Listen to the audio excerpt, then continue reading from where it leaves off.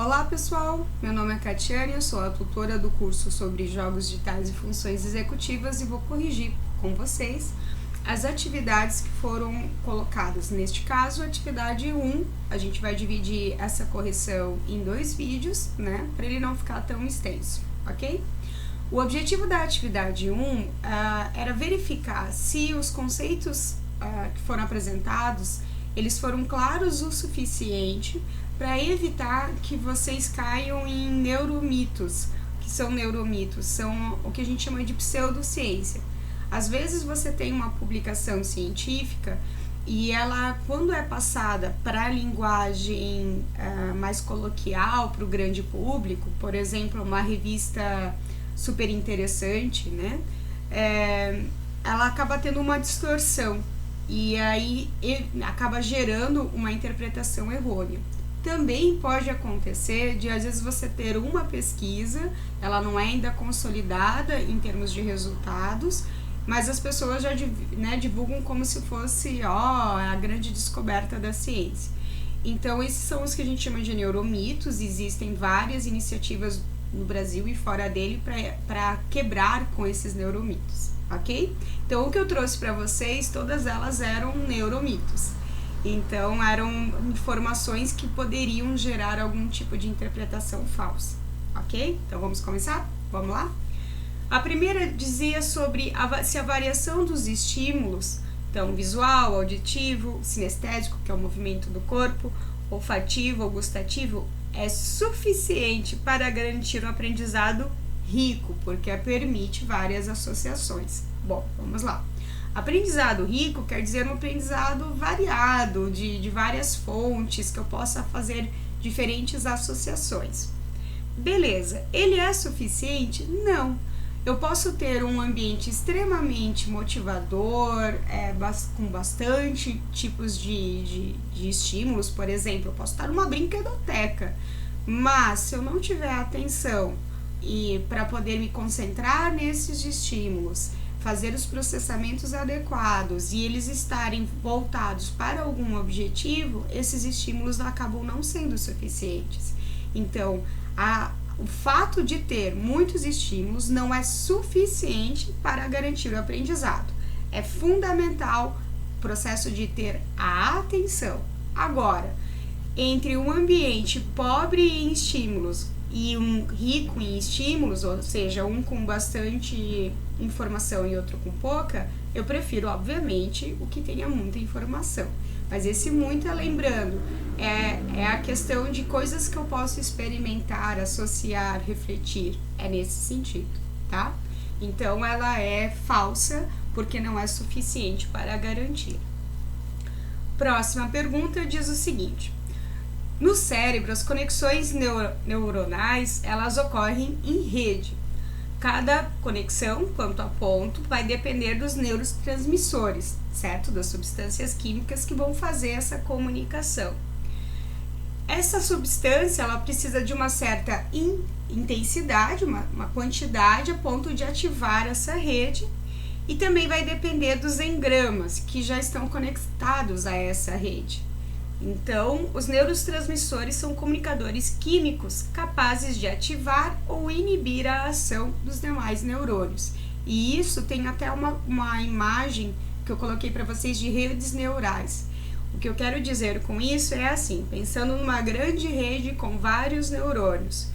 O fato desse neurônio ser ativado pode gerar a inibição desse.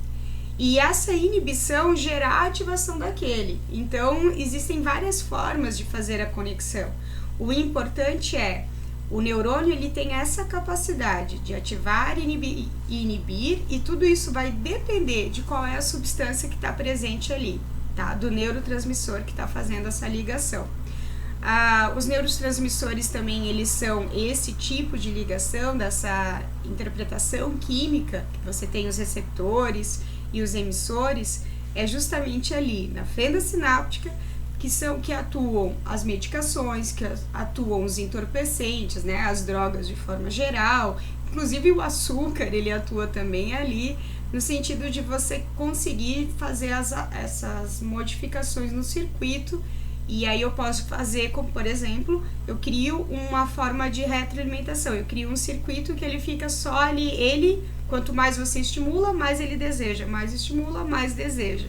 Então isso, por exemplo, é um mecanismo de vício. Mas eu também posso lembrar disso de ativar e inibir, como a questão do movimento de um braço. Quando eu movimento um braço, né, para eu movimentar ele, um grupo de músculos vai ter que se contrair para poder diminuir a área de espaçamento entre os dois ossos, enquanto que o contrário dele, a musculatura externa, teria que estender. Na verdade, ela vai ter que relaxar.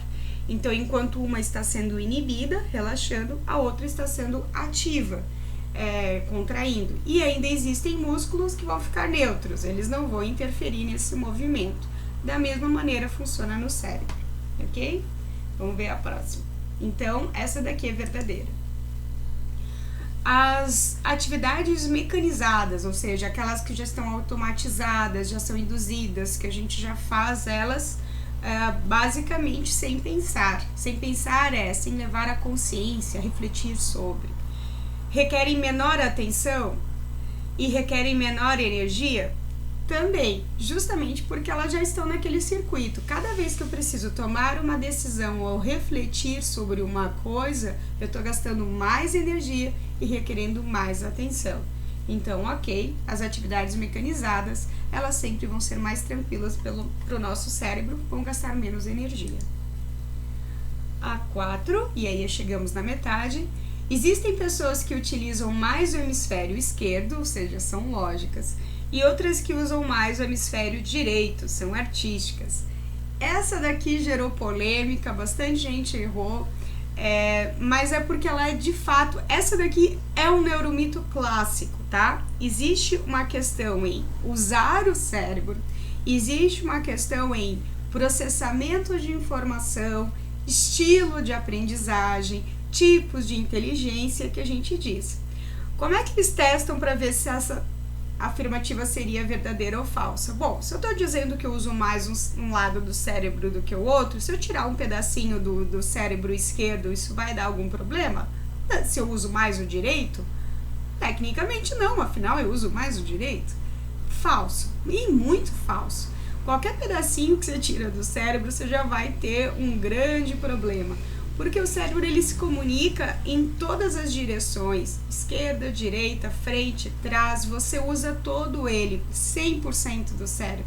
O que acontece é que os cientistas eles não conhecem ainda tudo como funciona do cérebro. Então aquela história de a gente só usa 10% do cérebro é mito, a gente usa 100%. O que a gente conhece é que é bem pequenininho, como é que ele funciona.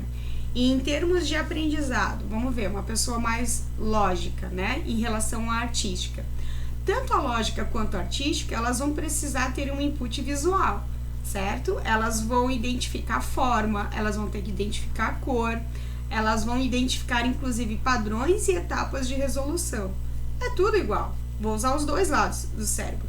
A questão é que existem formas de pensar, ou seja, maneiras de eu criar um raciocínio, de eu formar aquelas redes, né, de associações que são diferentes entre um estilo de pessoa e outro. A gente chama isso de pensamento divergente e convergente.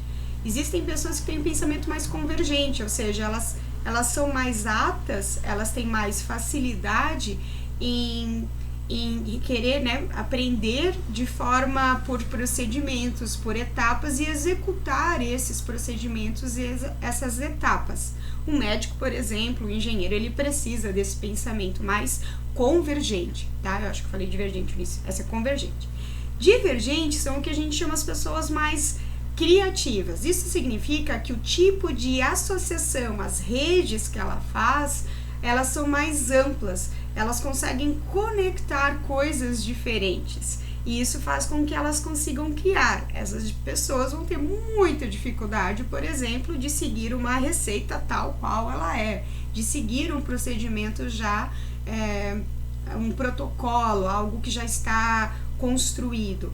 Para elas têm essa necessidade de pensar coisas fora da caixa. Então essas seriam as pessoas mais artísticas, mas a gente não fala artística, a gente fala daí pensamento divergente. Então percebam que é a forma de eu concentrar a atenção, enquanto uma ela é mais organizada, sistematizada, a outra ela é mais, entre aspas, desorganizada, ela é mais ampla, ela é mais divergente. Obviamente essa vai ter mais dificuldade de conseguir centrar o foco, enquanto que a outra vai ter mais dificuldade de pensar coisas diferentes, sabe? Ter essa flexibilidade mental. Então são formas diferentes de pensar, porém o seu cérebro você está usando o tempo todo e ele como um todo, tá bom? Então terminamos assim, aí agora o próximo vídeo vai ser da questão 5 até a questão 8. Tchau, tchau!